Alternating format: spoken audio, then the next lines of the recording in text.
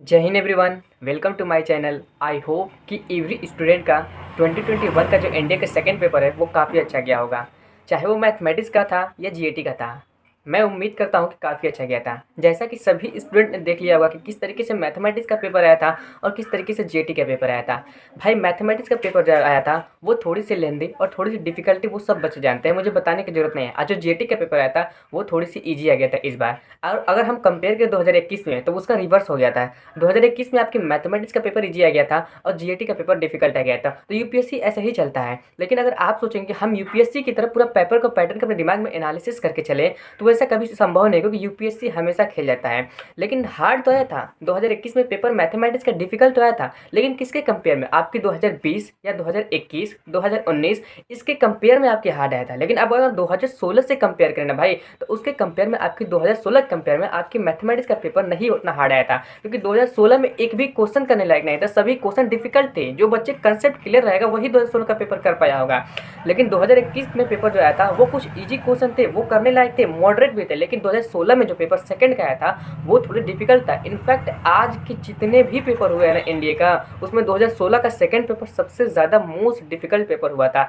Same वही pattern पर 2021 का सेकंड पेपर में मैथमेटिक्स आया है, लेकिन उतना डिफिकल्ट नहीं आया जितना 2016 में था। इसमें कुछ क्वेश्चन करने लायक थे, जो कि अगर कंसेप्ट क्लियर होगा तो वो यहाँ तक कि मिनिमम तो अपने कट ऑफ क्लियर कर ही लिए होंगे। तो यहाँ तक कि मैंने बात कर ली। अगर आगे बढ़ते कि आपको अब किस तरीके से प्रिपरेशन करना है, आपकी एज क्राइटेरिया क्या है 2022 के लिए। देखिए 2022 के लिए ना भाई, बहुत ऐसे सारे बच्चे सोच रहे होंगे कि हमारे पास 6 महीना है हम 2022 का प्रिपरेशन करने के लिए, और 6 महीने के अंदर हम काफ़ी वेल प्रिपरेशन कर सकते हैं। लेकिन वो बच्चे बहुत गलत ज़्यादा सोच रहे हैं, क्योंकि यहाँ तक देख लीजिए आपकी सितंबर में ही पेपर होने वाली थी, लेकिन 2 महीने डिले हो गया है गर्ल्स की वजह से, और नवंबर में पेपर हुआ है। तो नवंबर तो ऐसे ही पूरा खत्म हो गया, पूरा नवंबर को गिनना ही नहीं है। आपके अब दिसंबर से चलेगी, तो अगर दिसंबर से गिनेंगे तो अप्रैल में खुद ही पेपर होने वाला है। तो आपके पास 4 महीना ही केवल टाइम बचा है। तो 4 महीना ही टाइम बचा है, तो बहुत ऐसे सारे जो बच्चे सोच रहे हैं कि 6 महीने बचे हैं, वो गलत सोच रहे हैं। उनको अभी से प्रिपरेशन करना चालू कर देना है भाई। अगर अब आपको इस तरीके से प्रिपरेशन करना है इस 4 महीने के अंदर ना,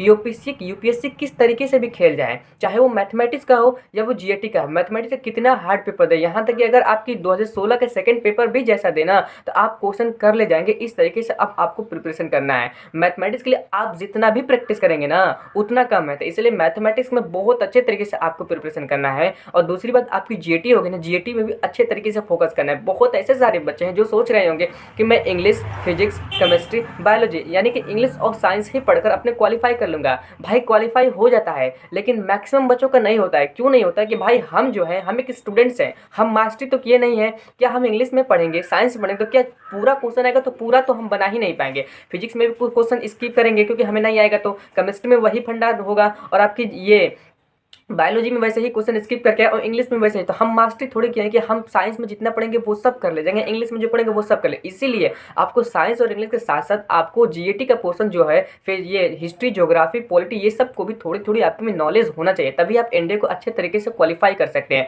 तो आपको बस इतना करना है कि आपको जो जीएटी है ना, जीएटी को पूरा भाई पढ़ना है, क्योंकि आपके पास सफिशियंट टाइम है कि आप एनडीए के लिए बहुत अच्छे तरीके से प्रिपरेशन कर सकते हैं। तो जीएटी में आपको इंग्लिश तो पढ़ना ही पढ़ना है, फिजिक्स तो पढ़ना ही पढ़ना है, केमिस्ट्री तो पढ़ना ही पढ़ना है, बायोलॉजी तो पढ़ना ही पढ़ना है, साथ में भाई हिस्ट्री, ज्योग्राफी और पॉलिटी को भी स्किप करके नहीं जाना है, पढ़ना ही पढ़ना है। बस आप इकोनॉमिक्स और करंट अफेयर्स को अभी तक के स्किप करेंगे, लेकिन लास्ट में मैं एक चैनल बताऊंगा, उससे आप करंट अफेयर्स पढ़ लेंगे। लेकिन अभी आपको जीएटी के पोर्शन जितना है उसको पढ़ना ही पड़ेगा, क्योंकि भाई मास्टरी आप नहीं किया है कि आप जितना आएगा क्वेश्चन उतना कर ही ले जाएंगे। ऐसा थोड़ी है कि आप कर ले जाएंगे। तो इसीलिए आपको कुछ क्वेश्चन इसमें से करना है, साइंस में से, कुछ क्वेश्चन इंग्लिश में करना है, कुछ क्वेश्चन जीएटी के पोर्शन में करना है। तो सबको कंबाइन करके आपका जीएटी का कट ऑफ क्लियर हो जाएगा। दूसरा बात, मैथमेटिक्स के लिए आपको पूरा चैप्टर पढ़ना है भाई। ऐसा नहीं है कि आप बहुत कम पढ़ के अपने एनडीए एग्जामिनेशन क्वालिफाई कर सकते हैं। मान लीजिए आप केवल 10 ही चैप्टर पढ़ेंगे, 12 चैप्टर पढ़ेंगे, और एनडीए फिर ज़्यादा डिफिकल्ट पेपर दे दिया तो क्या करेंगे आप?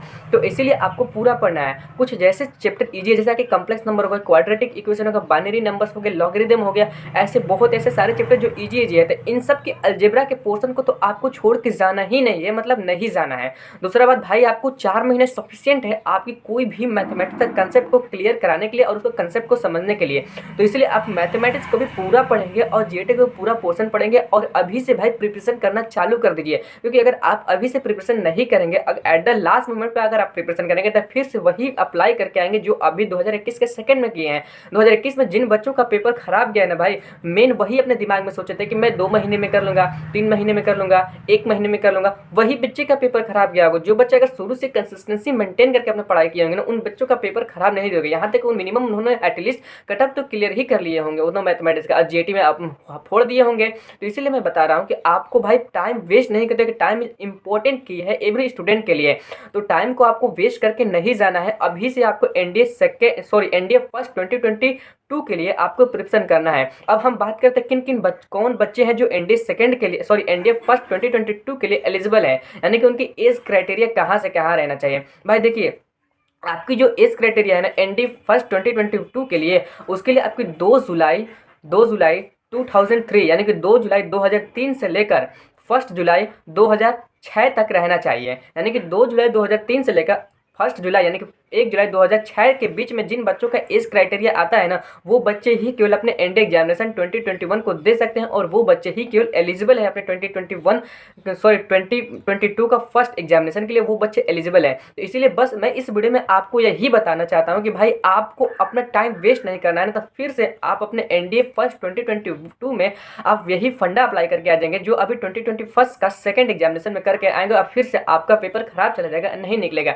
इसलिए प्रिपरेशन करना है। मैंने जब 2020 का पहला पेपर दिया था ना भाई, तो मेरा भी नहीं निकला था। जो बच्चे फर्स्ट बार एग्जामिनेशन दिए हैं नहीं निकला तो कोई दिक्कत बात नहीं है, मैंने भी दिया था तो नहीं निकला था भाई, तो आपको भी नहीं निकला तो कोई दिक्कत बात नहीं। आप फिर से प्रिपरेशन करना स्टार्ट कर दीजिए, अब कंसिस्टेंसी मेंटेन बना के रखिए और प्रिपरेशन कंटिन्यू कर दीजिए। मैं बहुत ऐसे टीचर बताया हूँ कि आपको मैथमेटिक्स कहाँ से करना है, जीएटी से कहाँ से करना है, कौन सा चैप्टर इंग्लिश कहाँ से पढ़ना है, फिजिक्स कहाँ से पढ़ना है, सब बताया हूँ। तो आपको सब पढ़ना है और इंपॉर्टेंट टॉपिक्स मेरा नहीं अभी देखना है, आपको पूरा टॉपिक को कवर करना है भाई। फिजिक्स में कवर करना है, मैथ में कवर करना है, जीएटी में कवर करना है, सबका इंपॉर्टेंट टॉपिक्स नहीं करना है, पूरा एक एक टॉपिक को आपको कवर करना है, क्योंकि अभी आपके पास सफिशिएंट टाइम है एनडीए फर्स्ट 2022 के लिए।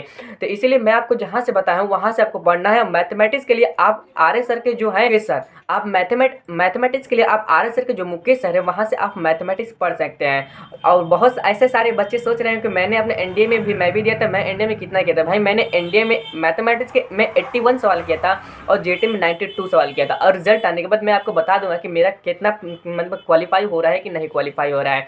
मैं भले ही यूट्यूब पे बनाता हूँ, लेकिन भाई मैं बहुत ज़्यादा मेहनत करता हूँ अपने जो भी एग्जामिनेशन देता हूँ। मेरा जब 2020 में नहीं निकला था ना भाई, तो मैं थोड़े से नर्वस तो हुआ था, क्योंकि मेरा पहली बार थी और इसलिए ज़्यादा नर्वस नहीं होता, लेकिन उसको मैं पॉजिटिव डायरेक्शन में यूटिलाइज किया और बहुत ज़्यादा मेहनत किया। तो 2021 का फर्स्ट भी क्वालिफाई किया, 2021 का सेकंड भी क्वालिफाई करूँगा, मेरा अच्छा पेपर गया है। मैथमेटिक्स में 81 किया था और आपकी जीएटी में 92 किया था। हालांकि डिफिकल्ट पेपर आने के बाद ही मैंने 81 मैथमेटिक्स में सवाल किया था। ये ज़्यादा इंपॉर्टेंट होती है किसी भी स्टूडेंट के लिए। ये एंड करते हैं, मिलते हैं आपसे नेक्स्ट वीडियो में, और नेक्स्ट वीडियो में मैं आपको बताऊंगा कि ये जो पेपर आया था उसकी एक्सपेक्टेड कट ऑफ क्या होगी, यानी कि 2015 से कंपेयर करेंगे, 2016 में कंपेयर करेंगे, 2017 से कंपेयर करेंगे, 2019 का कंपेयर करेंगे, 2020 से कंपेयर करेंगे, 2021 का फर्स्ट से कंपेयर करेंगे, और आपके सभी कंपेयर करके आपकी 2021 का जो सेकंड पेपर है उसकी एक्सपेक्टेशन कट ऑफ बताऊंगा मैं कि आप कितना कट ऑफ रहेगी और कितना तक आप सेफ रहेंगे, यानी कि कितना आप क्वेश्चन किए होंगे तो आप सेफ रहेंगे, कितना तक कट ऑफ जा सकती है। तो मिलते हैं आपसे नेक्स्ट वीडियो में, तब तक से thank you so much for your love and support.